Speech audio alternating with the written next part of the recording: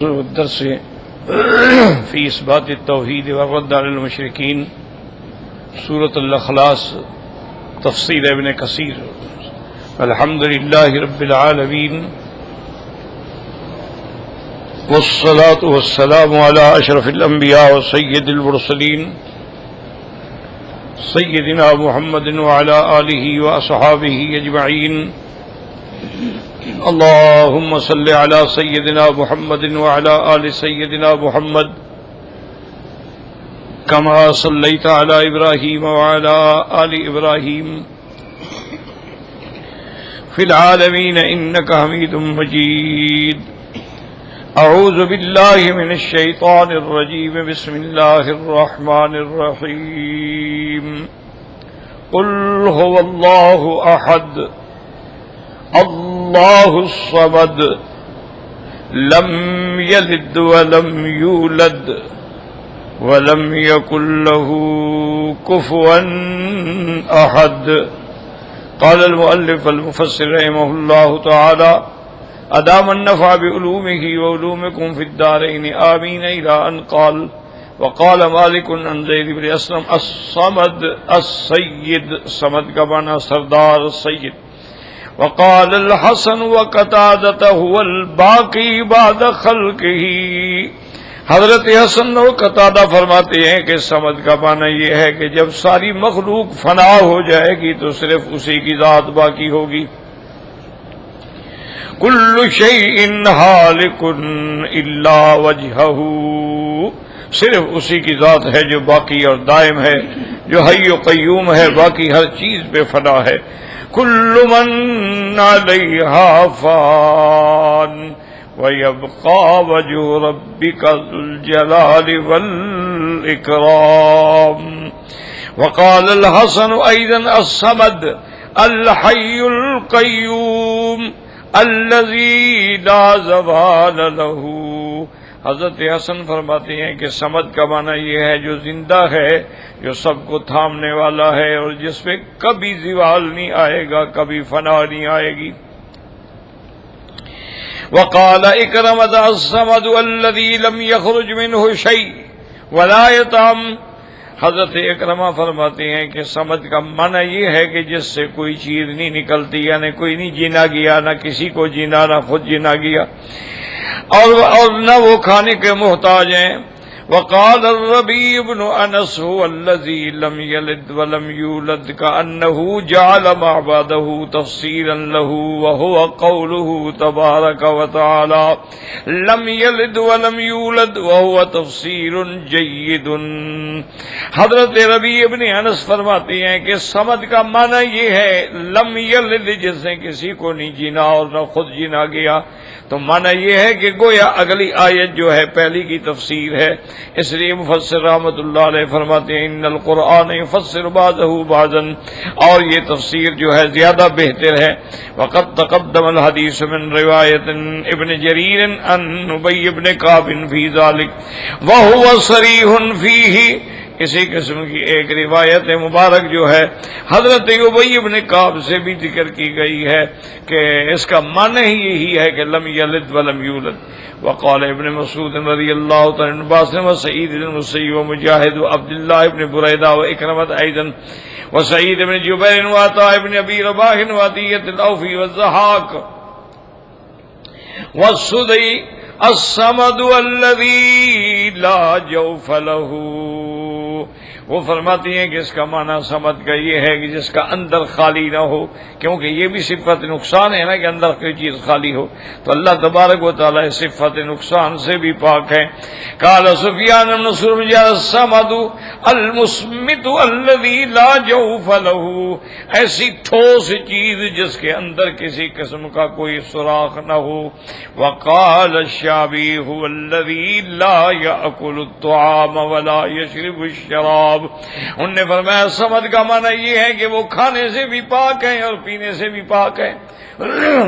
وقال عبداللہ ابن بریدہ الصمد نور یتلألأ. حضرت عبداللہ ابن بریدہ فرماتی ہیں کہ صمد کا معنی یہ ہے کہ اس کی ذات نور ہے اور ایسا نور ہے جو روشن ہے، چمکنے والا ہے، جیسے کہ اللہ تبارک و تعالی نے خود بھی فرمایا اللہ نور السماوات والارض۔ اور ایک حدیث پاک میں آتا ہے کہ حضور پاک سے پوچھا گیا کہ آپ نے اپنے رب کو دیکھا ہے؟ تو آپ نے فرمایا نور انا اراہ، وہ تو ایک نور ہے، کس کی طاقت ہے کہ اس کو دیکھ سکے؟ اس لیے یعنی کوئی اسے دیکھ نہیں سکتا ہے۔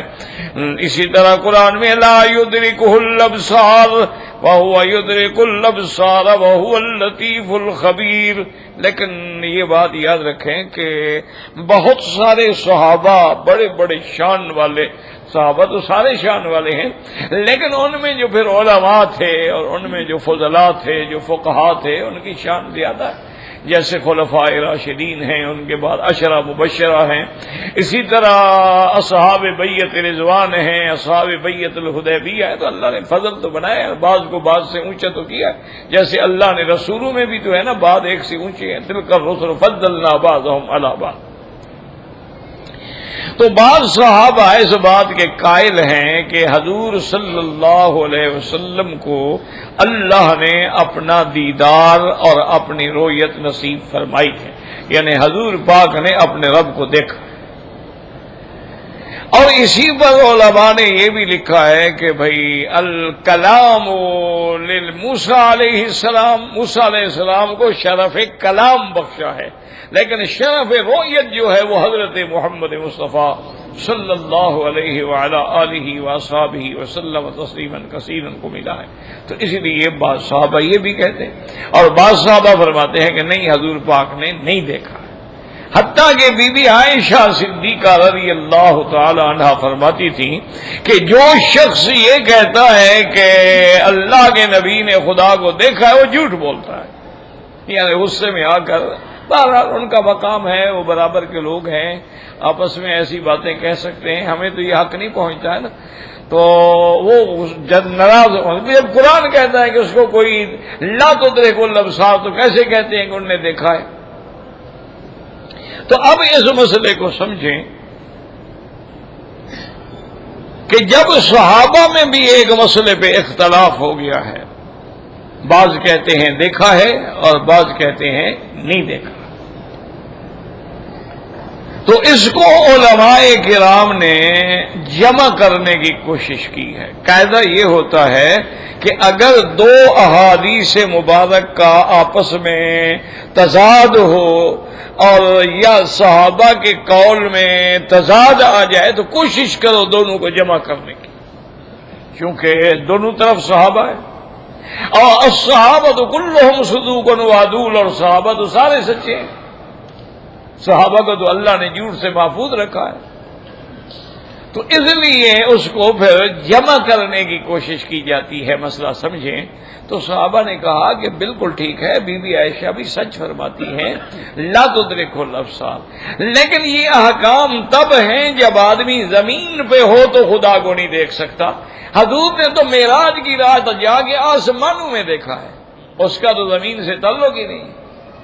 تو لہذا جو قائل ہیں وہ بھی ٹھیک کہتے ہیں، اور جو انکار کرتے ہیں وہ بھی ٹھیک کہتے ہیں کہ بھئی حضور نے مکے رہتے ہوئے، مدینے پاک میں رہتے ہوئے آپ کا اللہ کا دیدار نہیں کیا ہے، لیکن جب حضور آسمانوں پہ تشریف لے گئے، سدرۃ المنتہا پہ پہنچے، اس کے بعد پھر رف رف نے آپ کو مزید اپنے اللہ کے قریب فرما دیا، تو اس وقت اگر دیدار ہوا ہے تو اس کا تو دنیا کی بات سے کوئی اعتراض ہے ہی نہیں، کوئی تعلق ہے ہی نہیں۔ تو لہذا دونوں حدیثیں جو ہیں وہ جمع ہو جائیں، دونوں اقوال جو ہیں وہ جمع ہو جائیں۔ اور اسی کے ساتھ یہ مسئلہ بھی سمجھیں کہ رؤیت باری تعالی دنیا میں تو نہیں ہو سکتی ہے، لیکن آخرت میں اللہ تعالی ہر ایمان والے کو اپنا دیدار کروائیں گے، ہر مومن کو دیدار نصیب ہوگا۔ صحیح حدیث میں ہے کہ میرے آقا رحمت دو جہاں صلی اللہ علیہ وسلم بیٹھے تھے، 14ویں کا چاند کھلا ہوا تھا۔ حضور نے فرمایا هل تضامون فی رؤیتہ، صحابہ نے پوچھا بھی اس چاند کے دیکھنے میں کوئی شبہ ہے؟ انہوں نے کہا ہے 14ویں کے چاند میں کیا شبہ ہے، پہلی رات کے چاند میں تو شبہ ہو سکتا ہے، کسی کو نظر آیا کسی کو نظر نہ آیا، لیکن 14ویں کا چاند تو مثال ہے کہ اندھے کو بھی نظر آ جاتا ہے، تو اس میں کیا شک ہو سکتا ہے؟ تو آپ نے فرمایا انکم سترون ربکم وَلَا تُضَامُونَ فِي رُؤْيَتِهِ، قیامت میں تم اپنے رب کو کسی طرح کھلا دیکھو گے اور کوئی شبہ بھی نہیں ہوگا اس دیدار میں۔ تو ہر مومن کو اللہ تبارک و تعالی جو ہے وہ جنت میں جانے کے بعد اپنی رؤیت نصیب فرمائیں گے۔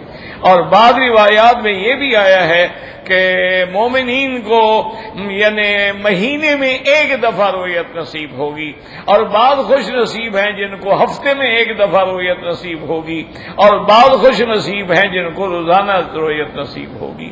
البتہ دنیا کے اندر کوئی آنکھ نہیں دیکھ سکتی، اس کی وجہ سمجھو کیوں نہیں دیکھ سکتی؟ بھئی ہم قیامت میں دیکھیں گے لیکن اب نہیں دیکھ سکتے۔ اس کی وجہ یہ ہے کہ اب جو بھی ہماری چیز ہے، کان ہے، ناک ہے، آنکھیں ہیں، نور ہے، حواس خمسہ ہے، عقل ہے، ہر چیز ہے، یہ فانی ہے، اور اللہ کی ذات باقی ہے۔ تو فانی کیسے باقی کا ادراک کر سکتا ہے؟ اس لیے نہیں دیکھ سکتا۔ لیکن مرنے کے بعد جب ہمیں دوبارہ اللہ اٹھائیں گے تو اس وقت تو ہم بھی باقی ہوں گے نا، پھر ہم پر بھی تو فنا نہیں آئے گی نا۔ اللہ تبارک و تعالی مرنے کے بعد جب زندگی دیں گے تو وہ زندگی دائمی ہوگی، اس پر پھر کبھی فنا نہیں آئے گی۔ اس لیے حدیث مبارک میں ہے کہ جنت اور جہنم کے درمیان میں موت کو لایا جائے گا ایک مینڈے کی شکل میں، اور اللہ حکم دیں گے کہ اب موت کو ذبح کر دو، موت کو موت آ گئی، اور فرمائیں گے یا اہل الجنت خلود وَيَا أَهْلَ النَّارِ خُلُودٌ، کہ جنت والو اب تم نے بھی ہمیشہ جنت میں رہنا ہے اور جہنمیوں نے بھی ہمیشہ جہنم میں رہنا ہے، اب کسی پہ موت نہیں آئے گی، بس موت آنی تھی وہ آ چکی ہے۔ اب اس کے بعد حیات جو ہے وہ حیات دائمی ہے، وہ حیات جو ہے وہ حیات ابدی ہے۔ تو جب ہماری حیات بھی باقی رہنے والی بن جائے گی تو پھر باقی کو دیکھنا آسان ہو جائے گا، پھر اللہ تبارک و تعالی اس دیکھنے کے لیے طاقت بھی عطا فرمائیں گے، کیونکہ ہر کسی کے بس کی بات تو نہیں نا کہ اللہ کو دیکھ سکے۔ حضرت سیدنا موسیٰ علیہ السلام کلیم اللہ ہیں، رسول اللہ ہیں، اولو العزم من الرسل ہیں، صاحب تورات ہیں، اور بے اعتبار امت کے باقی نبیوں سے بڑھ کر ہیں، اتنا بڑا شان ہے۔ لیکن جب انہوں نے بھی درخواست پیش کی کہ رب ارنی انظر الیک، یا اللہ مہربانی فرمائیں، اب کلام فرمایا ہے تو دیدار بھی کروا دیں، تو اللہ نے فرمایا قال لن ترانی، نفی بھی لن کے ساتھ ہے، یہ نہ اب نہ آگے کبھی کر سکتے ہو۔ نفی دوام پہ دلالت کرتی ہے، چونکہ حروف نافیہ ہوتے ہیں نا، لا لم لن، تو یہ نفی لم تفعلوا ولن تفعلوا، نہ ماضی میں نہ مستقبل میں قرآن کا کوئی مقابلہ نہیں کر سکتا۔ تو فرمایا کہ لن ترانی ولکن انظر الی الجبل، اللہ نے فرمایا موسیٰ علیہ السلام آپ ہرگز نہیں دیکھ سکتے ہیں، بہرحال اس پہاڑ پہ نظر ڈالو۔ دیکھیں میرا مولا کتنا رحیم ہے، اپنے پیغمبر کو انکار تو فرما دیا کہ نہیں دیکھ سکتے، لیکن دل جوئی بھی فرما دی ساتھ کہ کیوں نہیں دیکھ سکتے، فرمایا پہاڑ کو ذرا دیکھو، وَلَٰكِنِ انظُرْ إِلَى الْجَبَلِ فَإِنِ اسْتَقَرَّ مَكَانَهُ فَسَوْفَ تَرَانِي، اگر یہ پہاڑ میری تجلی برداشت کر گیا تو پھر تم بھی برداشت کر سکو گے۔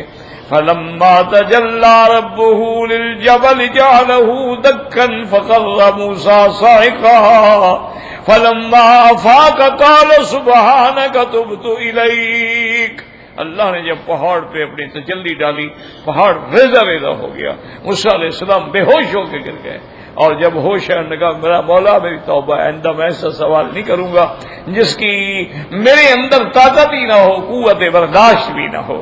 تو اس لیے ہمیشہ یاد رکھیں کہ اللہ تبارک و تعالیٰ کی اتنی صفات ہیں، اسماء ہیں، صفات ہیں، اور صفات عالیہ ہیں، صفات ثبوتیہ ہیں، صفات سلبیہ ہیں، اور صفات ایسی صفات ہیں جن میں اور کوئی بھی شریک نہیں ہو سکتا ہے۔ بعض صفات خاصہ ہیں اللہ تبارک و تعالیٰ کی، کیونکہ سارا مدار ہی اسی عقیدے پہ ہے، یاد رکھو۔ اب دیکھیں نا جی کہ کعب ابن الاشرف یہودی نے اسی بات پہ جھگڑا کیا نا، ہمیں بتاؤ آپ کے رب کا خاندان کیا ہے، صفت کیا ہے، اور آپ کا رب جو ہے وہ کس چیز کا بنا ہوا ہے۔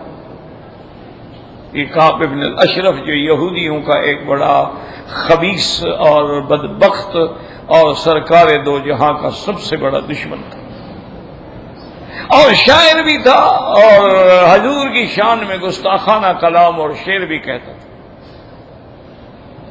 اللہ کی شان یہ ہے کہ اس کو حضور پاک کے حکم پر محمد ابن مسلمہ جو قبیلہ اوس سے تعلق رکھتے ہیں، انہوں نے جا کے اس کو اس کے گھر میں قتل کیا۔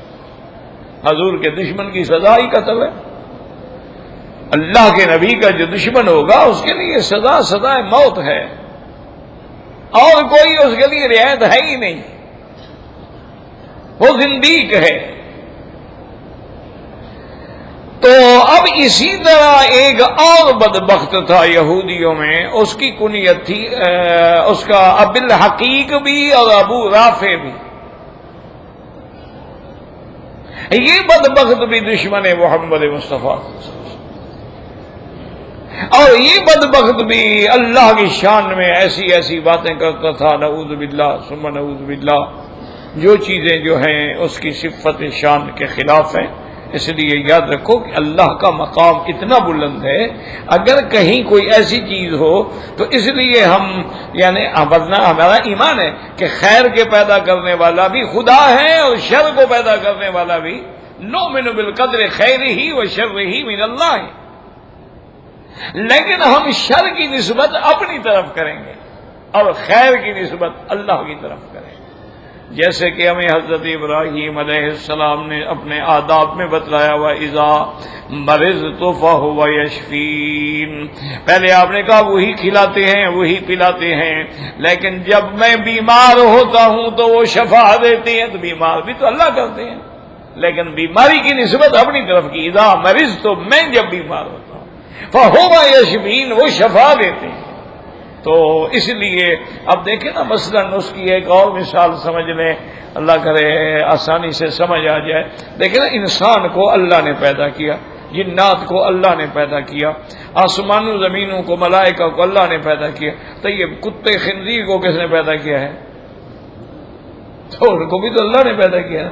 لیکن کوئی دعا مانگے کہ یا خالق الخنازیر والکلاب، کتوں کے پیدا کرنے والا رحم فرما، یہ بے ادبی ہے، ورنہ حقیقتاً تو خالق اللہ کی ذات ہے، لیکن ہم ادھر نسبت نہیں کریں گے کیونکہ ان کی شان کو یہ دے بنی، باقی اس کے پیدا کرنے میں حکمت ہے، اس کے پیدا کرنے میں، ہر چیز کے پیدا کرنے میں حکمت ہے۔ اب دیکھیں سانپ ہے، اس وقت دنیا میں سب سے مہنگی چیز جو بکتی ہے نا، وہ سانپ کی زہر ہے، وہ سونے سے بھی مہنگی ہے، وہ پلاٹینم سے بھی مہنگی۔ اس کی وجہ یہ ہے کہ اس زہر سے تریاق بنتے ہیں جس کا بیماریوں میں علاج کے لیے کام آتے ہیں۔ تو اللہ کی حکمت ہے، اللہ تبارک و تعالیٰ کی حکمتیں ہیں کہ اس نے جو چیز بھی پیدا کی ہے وہ حکمت سے خالی نہیں ہے، لیکن ادب یہ ہے کہ ہم وہ چیز کہیں گے جو اس کی شان کے مطابق، یا خالق السماوات والارض، یا خالق اللیل والنہار، یا خالق الانبیاء والمرسلین، یا خالق جبرائیل و میکائیل، جو اس کی شان کے مطابق ہے۔ تو اس لیے ہمیشہ یاد رکھیں۔ لیکن وہ ابھی الحقیق جو تھا نا، وہ بھی گستاخ تھا۔ اللہ کی شان دیکھیں کہ مدینہ منورہ میں دو قبیلے تھے، ایک قبیلہ اوس تھا اور ایک قبیلہ خزرج تھا، یہ انصار کے قبیلے۔ اور یہی مسئلہ بھی آج درس میں یاد رکھیں کہ لقب انصار جو ہے یہ مدینے والوں کو ملا ہے اور کسی کو نہیں ملا ہے۔ اللہ نے یہ لقب جو ہے والسابقون الاولون من المہاجرین والانصار، یہ لقب جو ملا ہے نا، صرف حضور کے صحابہ مدینے والوں کو ملا ہے، کیونکہ جو مدینے والوں کی نصرت ہے اس کی دنیا میں کوئی مثال ہی نہیں ملتی ہے۔ تو اس لیے اللہ نے ان کو انصار کا لقب دیا ہے۔ تو اب حضور کی خدمت میں وہ جب بنو خزرج کے کچھ لوگ آئے، جن میں عبداللہ ابن عتیق بھی تھے، انہوں نے بھی سوچا کہ بھئی کعب ابن الاشرف جو گستاخ تھا اس کو تو اوس والوں نے قتل کیا، تو وہ قبیلہ شرف لے گیا، اگر اس دشمن رسول کو ہم قتل کریں تو ہمیں بھی تو کوئی شرف ملے گا نا۔ تو حضور کی خدمت میں آئے اور کہا کہ یا رسول اللہ صلی اللہ علیہ وسلم فاذن لنا، ہمیں آپ اجازت دیں، ہم اس بدبخت کو برداشت نہیں کر سکتے ابو الحکیم۔ آپ نے فرمایا اجازت ہے، لیکن خبردار کسی عورت کو قتل نہیں کرنا اور کسی بچے کو بھی قتل نہیں کرنا۔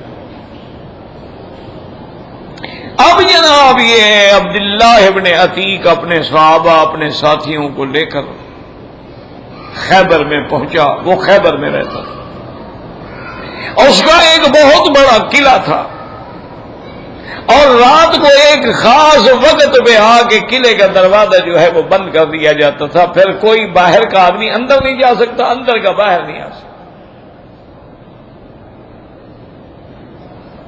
عبداللہ ابن عتیق جب وہاں قریب پہنچے تو انہوں نے ساتھیوں سے کہا بھی تم اسی جگہ بیٹھ جاؤ، میں ذرا جا کے جائزہ لیتا ہوں کہ بھی قلعے میں کیسے داخل ہوں گے آخر ہم، تو میں سارا جائزہ لینے کے بعد پھر آئیں گے، پھر پروگرام بنائیں گے کہ کیسے داخل ہوں۔ عبداللہ ابن عتیق کہتے ہیں کہ میں اس قلعے کے قریب آیا تو لوگ آ رہے تھے، کوئی جا رہے تھے، کوئی آ رہے تھے، میں ایک جگہ کپڑا اوڑھ کے ایسے بیٹھ گیا کہ جیسے بندہ پیشاب وغیرہ کے لیے بیٹھتا ہے تاکہ کسی کو شبہ نہ ہو۔ اور اس چوکیدار نے، جو ان کا چوکیدار تھا، اس نے آواز دی کہ بھائی قلعے کا دروازہ بند ہونے والا ہے، جس نے داخل ہونا ہے ہو جاؤ، جس نے نکلنا ہے نکل جاؤ۔ عبداللہ ابن عتیق کہتے ہیں کہ میں بھی چپ کر کے جانے والوں کے ساتھ اندر چلا گیا اکیلا۔ اندر جانے کے بعد وہ کہتے ہیں کہ اور تو مجھے کچھ نہ سوجھی، ان کا ایک استبل مجھے نظر آیا جس میں گھوڑے وغیرہ بندھے ہوئے تھے، میں استبل میں جا کے چھپ گیا۔ اب جب رات کافی گزر گئی تو وہ جو ہے ابو رافع ابو الحقیق، وہ اپنے گھر کی دوسری منزل پہ، اس کا یعنی کمرے تھے، رہائش تھی، اس میں روشنی آ رہی تھی، باقی سب روشنیاں بجھا دی گئیں، ملازم اپنے اپنے کمروں میں چلے گئے۔ تو عبداللہ عتیق کہتے ہیں میں بھی آہستہ آہستہ آہستہ آہستہ چلتا چلتا اس کے اسی خاص محل میں پہنچا، پھر سیڑھیوں سے اوپر چڑھا۔ اتنی دیر میں وہ روشنی جو تھی وہ بھی بجھا دی گئی، تو اب مجھے کچھ بھی نظر نہیں آ رہا۔ اب میں نے سوچا کہ میں کیا کروں۔ کہتے ہیں کہ میں نے بہرحال اسی اندھیرے میں چڑھتے چڑھتے اس اندازے کے مطابق بھی اسی کمرے میں ہے یہ بدبخت، تو میں نے کہا ٹھیک ہے جو بھی دیکھا جائے گا۔ انہوں نے کہا ابا رافع، وہ حیران ہو گیا کہ مجھے میرے گھر میں آ کے کون پکارنے کا، کون ہو تم؟ بس اس نے جب جواب دیا تو میں نے اسی اندازے سے وہی تلوار سے حملہ کیا کہ یہی ہے بدبخت۔ اس نے پھر شور مچانے کی کوشش کی، میں نے دوسرا حملہ کیا۔ اب تو مجھے تیقن ہو گیا نا کہ یہ جگہ ہے جہاں چھپا ہوا سو رہا ہے۔ اس کی بیوی سامنے آئی، حضور کی بات مجھے یاد آ گئی کہ عورت کو قتل نہیں کرنا۔ میں نے اس کی بیوی پہ حملہ نہیں کیا، اور بہرحال 2 تلوار کے وار کرنے کے بعد میں وہاں سے نکلا۔ اس کی بیوی نے بڑا شور غل کیا، وہ کہتا ہے اللہ کی شان ہے چونکہ میں جلدی میں تھا نا تو سیڑھیوں سے اترتے اترتے میں گر گیا، میری ٹانگ بھی ٹوٹ گئی۔ اسی حالت میں نے اپنے کپڑے سر سے کھولا اور اپنی ٹانگ کو باندھا اور پھر اسی استبل میں آ گیا۔ بڑا شور یہ وہ، لیکن یہ پتہ نہ چل سکے کہ بھائی وہ مر گیا یا بچ گیا، یہ پتہ نہیں چل سکتا جب تک کوئی آواز نہ آئے۔ کہتا ہے کہ افراتفری میں گیٹ کھل گیا، لوگ آ رہے ہیں اس کے تو اور کوئی بھاگ رہے ہیں، مجھے بھی موقع مل گیا، میں بھی نہیں کھڑایا۔ میں اپنے ساتھیوں کے پاس پہنچا، انہوں نے کہا کیا ہوا؟ میں نے کہا میں نے مارا ضرور ہے لیکن کوئی پتہ نہیں ہے کہ وہ حملے میں مارا گیا دشمن یا بچ گیا۔ میں یہاں سے نہیں جاؤں گا جب تک تسلی نہیں ہوگی کہ حضور کا دشمن قتل ہو گیا ہے۔ کہتے ہیں کہ ہم اس شہر میں چھپ کے ایک باغ میں سارے قریب میں بیٹھ گئے. صبح کی یوں ہی اذان ہوئی، وہاں اذان تو کس نے دینی تھی، یعنی وقت ہوا تو اس کے محل پہ کھڑے ہو کے عورتوں نے آواز دینی شروع کی کہ قد قتل ابو الحقیق، ابو الحقیق جو ہے قتل ہو گیا ہے، وہ مر گیا ہے اور خیبر والوں کو اطلاع کر دی جائے. تو کہتے ہیں اللہ کا شکر ادا کیا ہم نے، اور پھر میں اسی ٹوٹی ہوئی ٹانگ کے ساتھ، اب تو سواری آ گئی میرے پاس کیونکہ ہم پہنچ گئے اپنے سواریوں پہ، اسی حالت میں سفر کیا اور مدینہ منورہ پہنچے. حضور کی خدمت میں حاضر ہوئے اور حضور نے پوچھا ہاں کیا کیا؟ میں نے کہا الحمدللہ اللہ نے اس آپ کے دشمن کو ہلاک کر دیا ہے. لیکن آپ نے یہ کیا کر رہے ہیں؟ میں نے کہا میری ٹانگ ٹوٹ گئی ہے، وہ باندھی ہوئی ہے، وہ تو بالکل فریکچر ہو گیا ہے، ٹوٹ گئی ہے درمیان میں. آپ نے ادھر منی قریب ہو جا. تو کہتے ہیں کہ حضور نے میری ٹانگ کو برابر رکھا اور اس کے بعد ہاتھ پھیر کے اس کے چھوڑ دیا. کہتے ہیں میں نے دیکھا، مجھے معلوم ہوتا ہے نہ کبھی ٹوٹی تھی، نہ کوئی درد تھا، نہ کوئی تکلیف تھی، اسی وقت ٹھیک ہو گیا. ہاتھ لگ گئے محمد مصطفیٰ کے صلی اللہ علیہ وعلا آلہ واصحابہ وسلم تسلیما کثیرا کثیرا. تو مسئلہ کیا تھا؟ مسئلہ یہی توحید.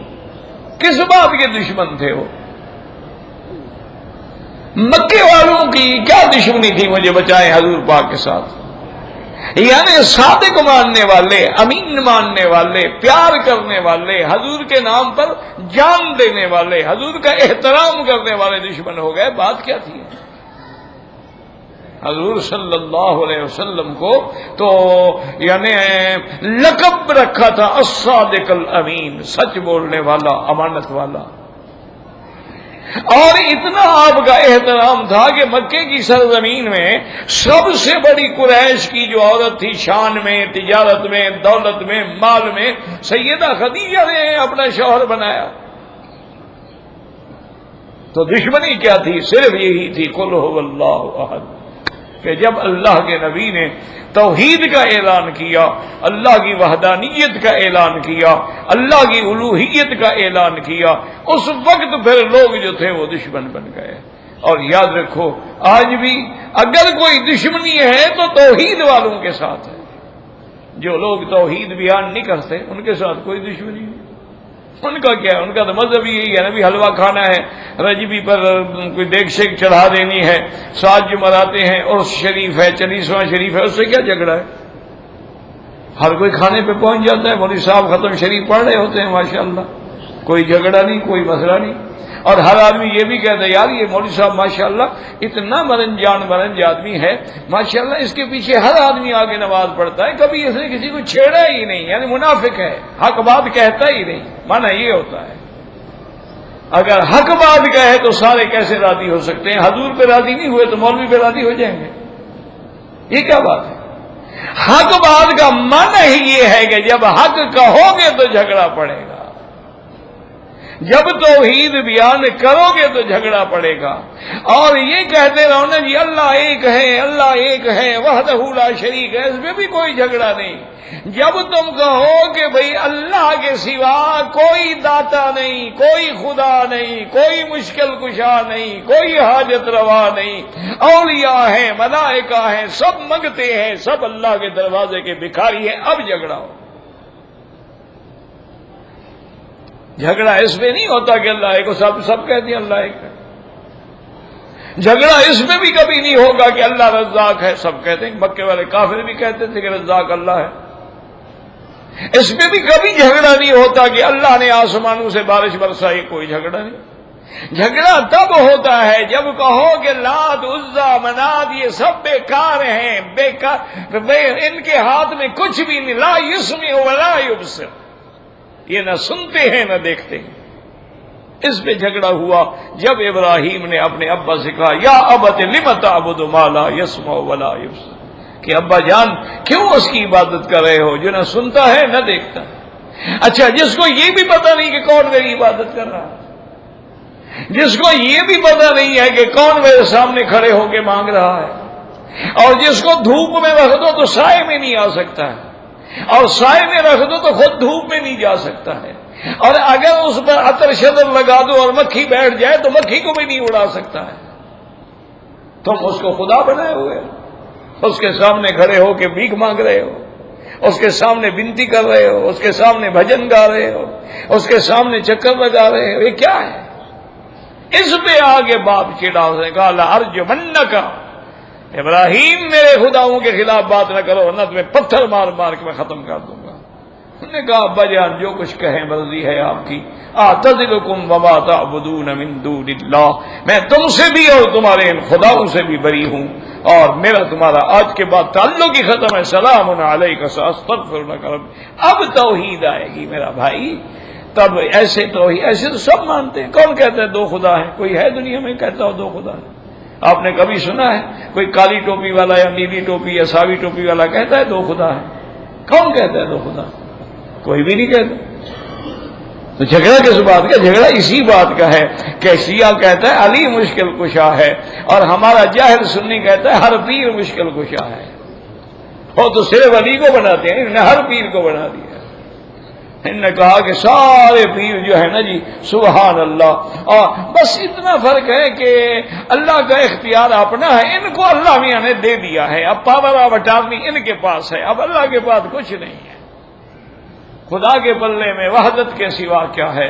مجھے جو کچھ بھی لینا ہے میں لے لوں گا محمد سے۔ وہ کہتے ہیں اللہ کے پاس صرف توحید اور پلے ہے ہی کچھ نہیں، ہم نے تو اب اللہ سے کچھ لینا ہی نہیں ہے۔ یہ ہے جب یہ بات کرو گے اب چوٹ پڑے گی۔ انا للہ و انا الیہ راجعون۔ ایسے دیکھیں آپ اللہ کے حرم میں بیٹھے ہیں، اللہ پاک آپ کو بھی مجھے بھی صحیح عقیدہ نصیب فرمائے۔ جتنے ہمارے اولیاء اللہ فوت ہو گئے ہیں اور اپنی قبروں میں دفن ہیں، اللہ ان کی قبروں کو نور سے بھر دے اور ان کے درجات بلند فرما دے۔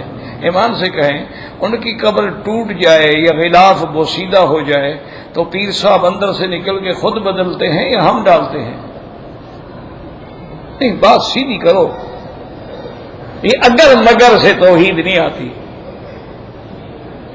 بھائی، اگر ان کی مزار پر جو غلاف ہے یہ بوسیدہ ہو گیا، اب وہ ہم بدلیں گے یا پیر صاحب خود بدلیں گے؟ تو جو اپنی قبر کا غلاف نہیں بدل سکتا وہ ہماری حالت بدل سکتا ہے؟ کوئی عقل ہے؟ کوئی سوچا ہے کبھی؟ اب بزرگ فوت ہو گیا، ایمان سے کہیں اس کا یعنی غسل دینا ہے، کفن دینا ہے، اس کا کندھے پہ جنازہ اٹھانا ہے، جنازہ پڑھنا ہے، یہ ہم سب ہم کرتے ہیں یا پیر صاحب خود غسل فرما کے آ جاتے ہیں جی غسل کر لیا چلو قبر پہ چلیں؟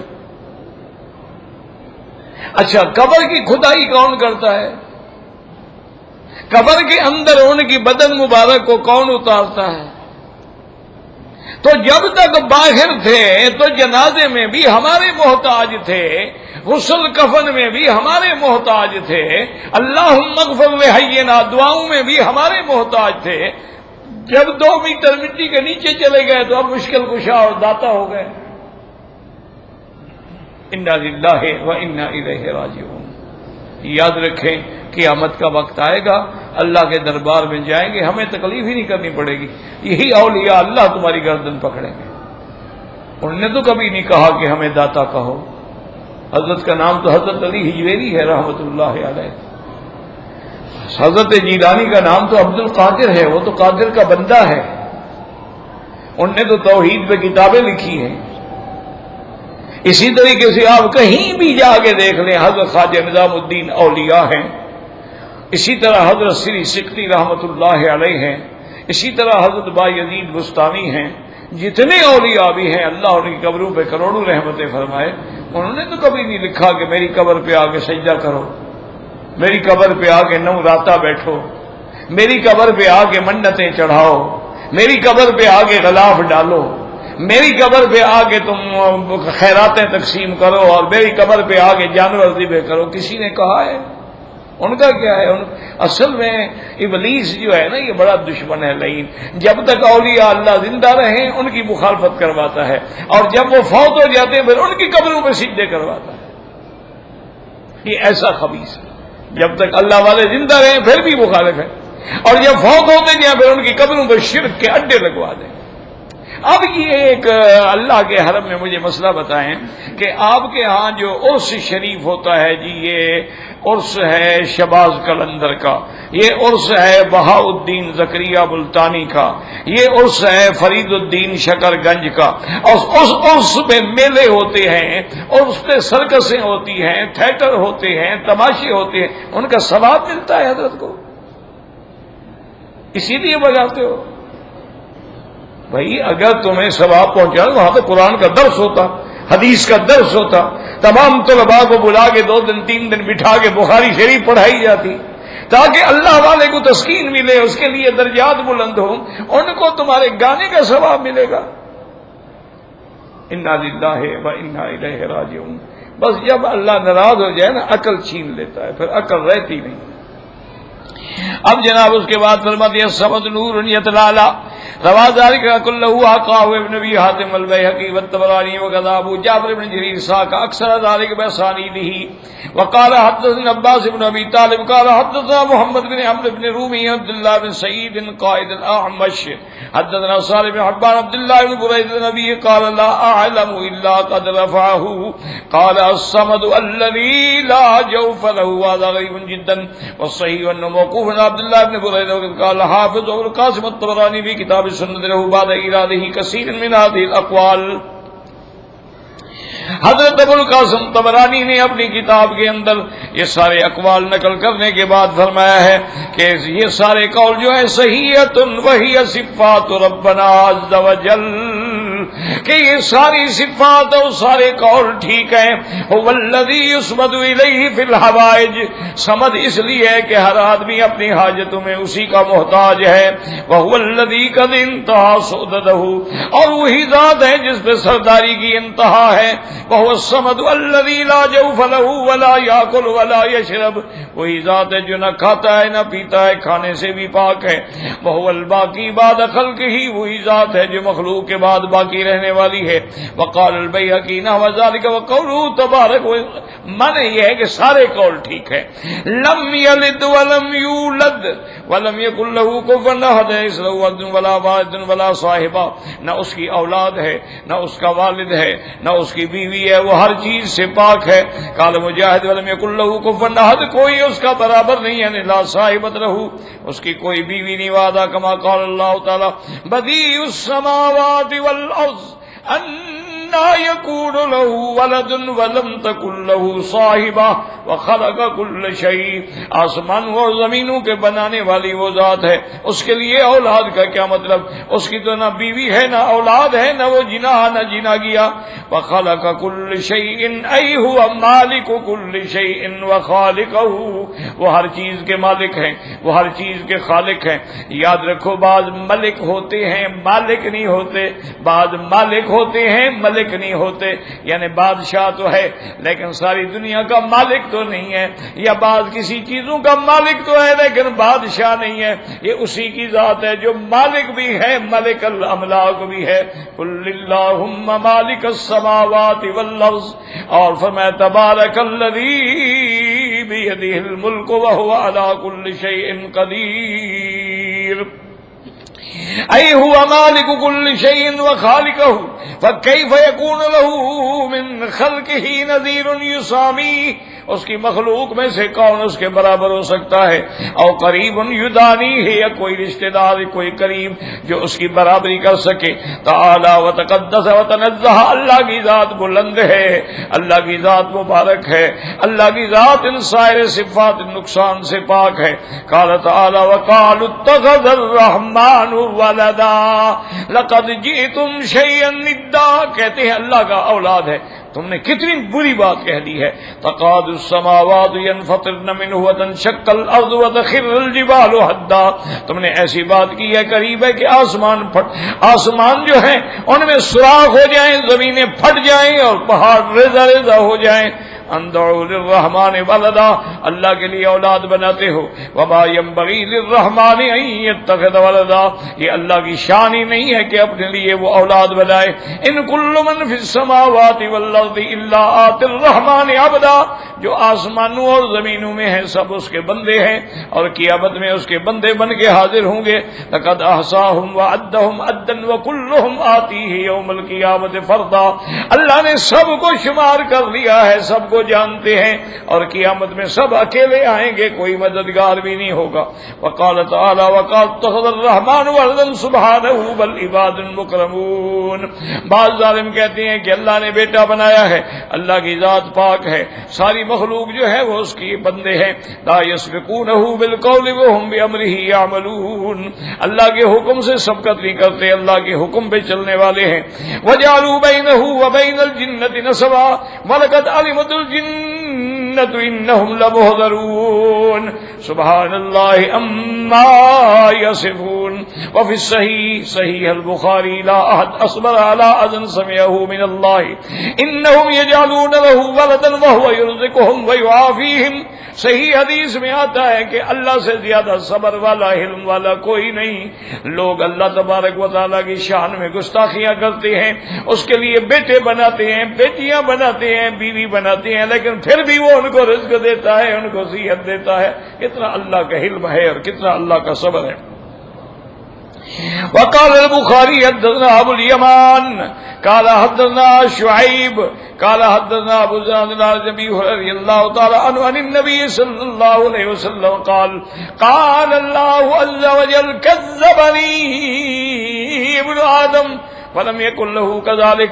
اس صحیح حدیث مبارک میں امام بخاری رحمۃ اللہ علیہ نے بروایت حضرت ابی ہریرہ رضی اللہ تعالیٰ عنہ روایت نقل کی ہے کہ اللہ فرماتے ہیں دیکھو بندے نے مجھے جھوٹا کہا، اس کو نہیں چاہیے تھا کہ خدا کو جھوٹا کہے، وشتمنی، مجھے گالیاں دی، ولم یکن لہ ذالک، اس کو یہ زیبا نہیں کہ اپنے خدا کو گالیاں دے۔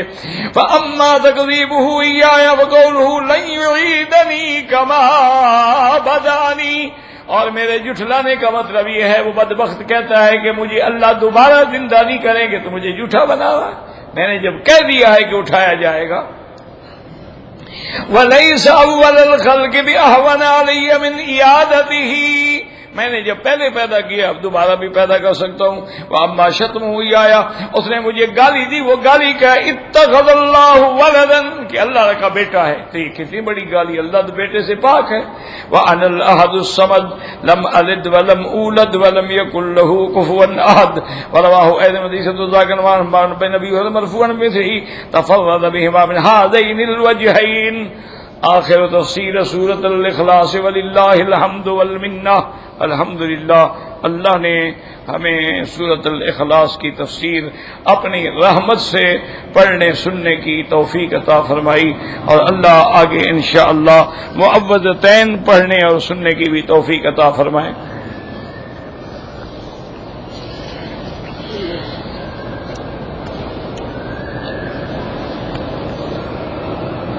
اگر ایک آدمی بھارا وجود ہے، وہ چل نہیں سکتا ہے، ویل چیئر پہ عمرہ کرے، کوئی بات نہیں، کوئی مسئلہ نہیں ہے، معذور ہے بیچارہ، مجبور ہے، چل ہی نہیں سکتا تو کیا کرے، کر سکتا ہے۔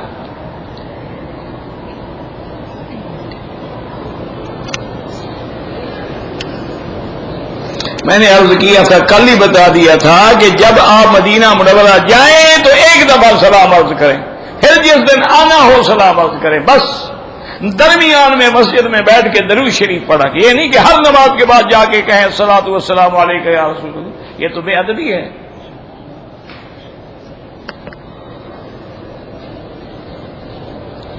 آپ جتنے دن وہاں رہیں، مسجد میں بیٹھیں، گھر میں بیٹھیں، راستے میں ہوں، درود شریف پڑھیں، جاتے ہوئے صلاۃ و سلام عرض کریں، اور پھر جب وہاں سے واپس آنا ہے پھر بھی صلاۃ و سلام عرض کریں۔ کل پوری تفصیل سے میں نے بتایا تھا، آپ کو بھی نہیں سمجھ آئی تو میں کیا کر سکتا ہوں۔ کہتے جی کہ آپ کے تقریباً 7 البم آ چکے ہیں، جن سے اللہ کی مہربانی سے لوگوں کو بہت فائدہ ہوا ہے۔ ابھی آپ اور بھی البم بنائیں جس میں تقلید کا مسئلہ اور اس کی اہمیت اور امام اعظم ابو حنیفہ رحمۃ اللہ کے اختلافی مسائل اور ان کے دلائل، انشاءاللہ دعا کریں اللہ تبارک و تعالی توفیق عطا فرمائے۔ میرا بھائی یہ جو کچھ بھی ہوتا ہے نا، یہ ہماری طاقت میں نہیں ہے، یہ اللہ کا فضل ہے کہ اللہ تبارک و تعالی کام لے رہے ہیں۔ تو آئندہ بھی جو چیز اصل بات یاد رکھیں کہ میری کوشش یہ ہوتی ہے کہ بلا وجہ مسائل میں اختلاف نہ کیا جائے، جو اہم مسائل ہیں ان پہ آدمی گفتگو کرے۔ الحمدللہ آپ دیکھیں منہاج مسلم میں سارا عقیدے کا بیان ہے، خلفاء راشدین میں جہاں فضائل ہیں وہاں خلفاء پر جو اعتراضات ہیں ان کا بھی جواب ہے۔ سیرت النبی میں الحمدللہ سیرت محمد مصطفیٰ ہے صلی اللہ علیہ وسلم۔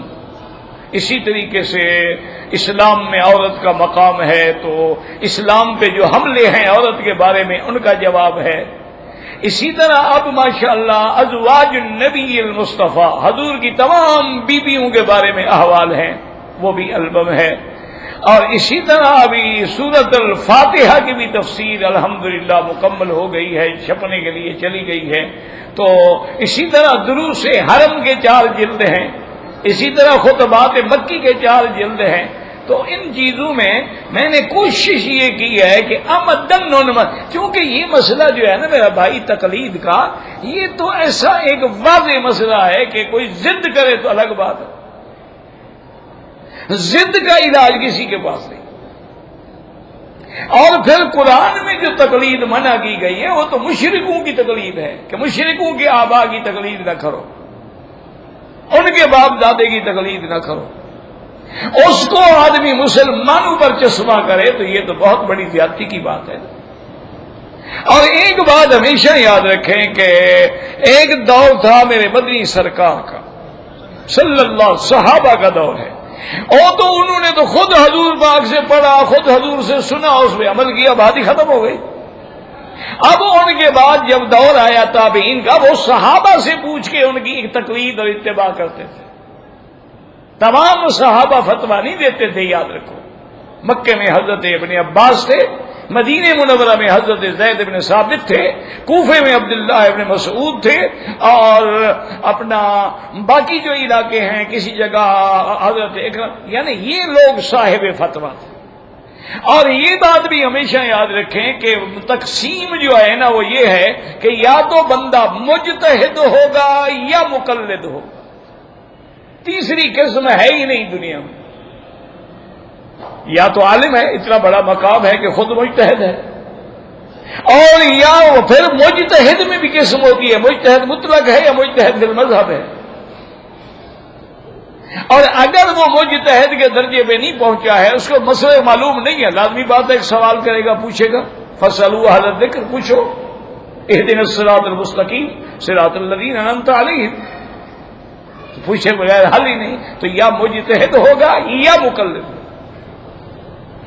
اسی لیے آپ دیکھ لیں کہ یعنی علماء اہل حدیث میں جو بڑے بڑے لوگ گزرے ہیں نا جی، جیسے مولوی ثناء اللہ صاحب ہیں، نذیر حسین دہلوی ہیں، عبد الرحمن مبارک پوری ہیں، یہ بڑے لوگ ہیں، ان سب نے لکھا ہے کہ تقلید مطلق کے بغیر سوال ہی پیدا نہیں ہو سکتا کہ بندہ اس دنیا میں اپنا ایمان محفوظ رکھ سکے۔ اسی طریقے سے ابو بکر غزنوی ہیں، اسی طریقے سے نواب صدیق حسن خان ہیں، یہ اہل حدیث کے مقتدی لوگ ہیں، انہوں نے لکھا اس کے بغیر حل ہی نہیں لازم۔ اب دیکھیں نا جی، مثلا ہم کہتے ہیں کہ جو حدیث بخاری شریف میں ہے وہ صحیح ہے، تو بخاری کی تقلید کر رہے ہیں نا کہ امام بخاری نے کہا ہے نا صحیح ہے، تو ہم اس کو مان رہے ہیں، تو امام بخاری کی تقلید ہو گئی۔ ہم کہتے ہیں مسلم شریف میں جو حدیث صحیح ہے کہ حدیث صحیح ہے تو صحیح ہے، ہمارا ایمان ہے، تو اس کا معنی یہ ہے کہ اسی طرح اگر کسی فقیہ سے ہم نے پوچھا ہے تو اس کی بھی ہم اتباع اور تقلید کر سکتے ہیں، چونکہ اس کے بغیر تو حل ہی کوئی نہیں ہے۔ اب دیکھیں نا، کوئی حکمت تو ہے کہ اللہ نے ہم پر 5 نمازیں جو فرض کی ہیں حکم دیا ہے کہ جماعت کے ساتھ پڑھو، تاکہ امام ایک ہو باقی سارے مقتدی ہوں۔ امام ہوگا مقتدی ہوگا، تیسرا آدمی کون ہوگا؟ باغی ہوگا۔ اسی طرح بادشاہ ہوگا، رعایا ہوگا، حاکم ہوگا، محکوم ہوگا، مجتہد ہوگا یا مقلد ہوگا، تیسری قسم ہے ہی نہیں۔ تو بہرحال یہ ہے کہ انشاءاللہ اگر اللہ نے مجھے توفیق دی تو اللہ قبول بھی فرمائے، توفیق بھی دیں۔ اگر احرام مدینہ منورہ سے باندھ کے آیا، بیمار ہو گیا، احرام کھول دیا، ٹھیک ہے، کوئی بات نہیں، جب ٹھیک ہو جاؤ عمرہ بھی کرو، ایک بکری دم بھی ادا کرو، چونکہ جب آدمی کو کوئی چیز روک دے، بیماری روک دے یا دشمن روک دے، فَإِنْ أُحْصِرْتُمْ فَمَا اسْتَيْسَرَ مِنَ الْهَدْيِ، کہ جب تم روک دیے جاؤ تو قربانی کرو۔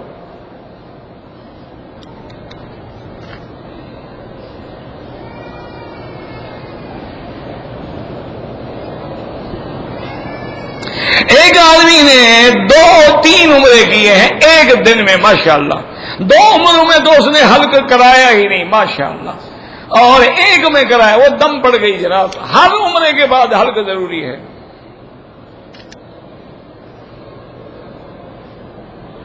اگر ہم مدینہ منورہ سے آتے ہوئے ذوالحلیفہ سے احرام باندھے، وہ تو لازم ہے، حضور پاک نے وہاں سے احرام باندھا ہے، تو میقات ہے، اس کے بغیر آپ گزر ہی نہیں سکتے۔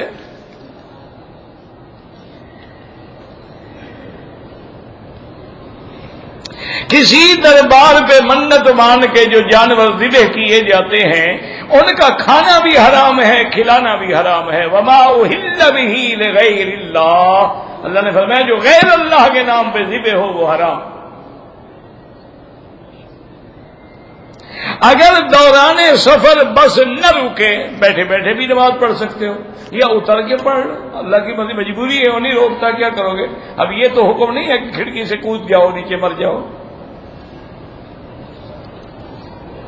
احرام کی حالت میں سگریٹ پینا ڈبل حرام ہے، حرام تو پہلے تھی نا، پھر احرام میں ڈبل ہو گئی۔ رکن یمانی پہ جب آدمی ہاتھ لگاتا ہے اور اللہ اکبر وللہ الحمد، اللہم انی اسألک العفو والعافیہ ربنا آتنا، تو اللہ کے فرشتوں کی ڈپٹی ہے جو کہتی ہیں اللہ اس بندے کی دعا قبول فرما۔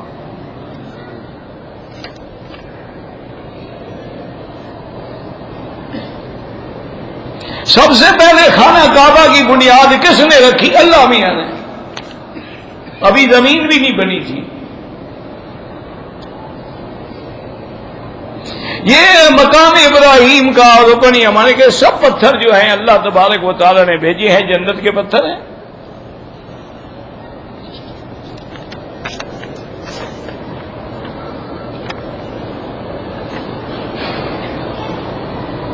اگر عشاء کی نماز کے لیے میں نے وضو کیا ہے اور مجھے گیس کی تکلیف ہے، ہوا خارج ہوتی رہتی ہے، بند نہیں ہوتی، تو آپ بالکل نماز پڑھیں، وضو کریں، طواف کریں، صبح تک یہی وضو کافی ہے۔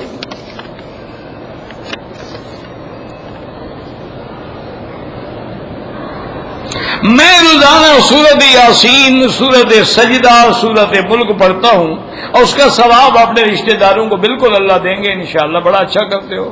جمعہ کے دن سورت کہف پڑھتا ہوں تو سورت کہف پڑھنے سے اللہ نور عطا فرمائیں گے اور اللہ دجال کے فتنے سے بچائیں گے۔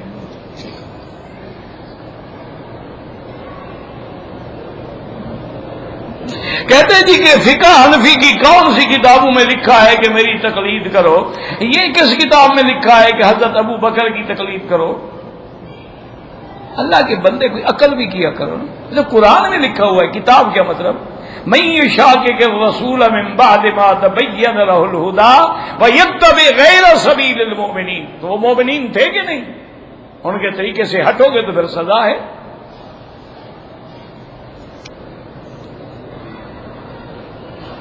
مدینہ منورہ جب جائیں تو بعض علماء فرماتے ہیں کہ مسجد نبوی کی نیت کی جائے، اور بعض علماء فرماتے ہیں کہ حضور کی قبر مبارک کی زیارت کی بھی نیت جائز ہے، کوئی جھگڑا نہیں۔ مسجد کی کرو گے تو قبر مبارک بھی تو مسجد میں ہے نا۔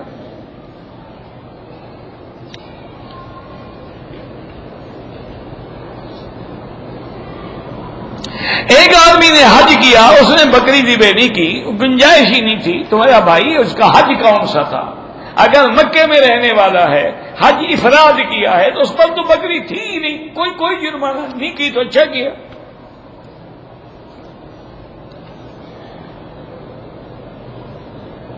مزاروں میں جانا منع نہیں ہے، مزاروں میں جا کے دعا مانگنا منع نہیں ہے، مزار والوں سے نہ مانگو، ان کے لیے دعا مانگو۔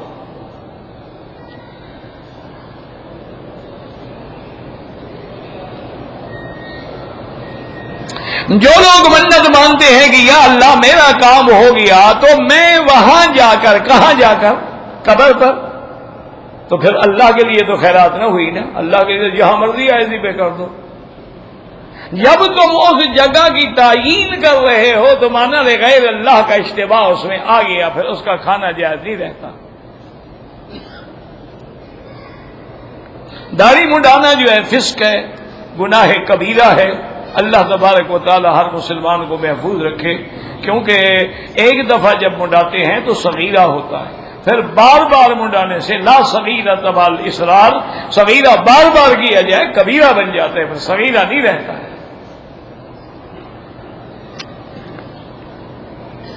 حتیم کے اندر فرض نماز اگر اکیلے پڑھو تو پڑھ سکتے ہو، کوئی بات نہیں، امام کے پیچھے نہیں پڑھ، کیوں؟ امام تو کعبے کے باہر ہے اور تم کعبے کے اندر کھڑے ہو جاؤ گے تو نماز تو نہیں ہوگی نا۔ ہاں تم نے نماز نہیں پڑھی، خود عقیدہ پڑھ رہے ہو تو کوئی حرج نہیں۔